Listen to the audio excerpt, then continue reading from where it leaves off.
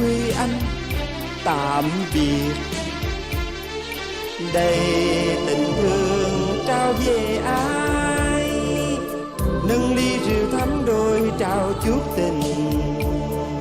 Người ơi trước quên câu thề, tình ta sẽ mãi không bao giờ xa. Kia đôi chim liền cánh tung tăng trên trời xanh, Mộng đẹp cười trao cho quên đi ngày tháng trôi.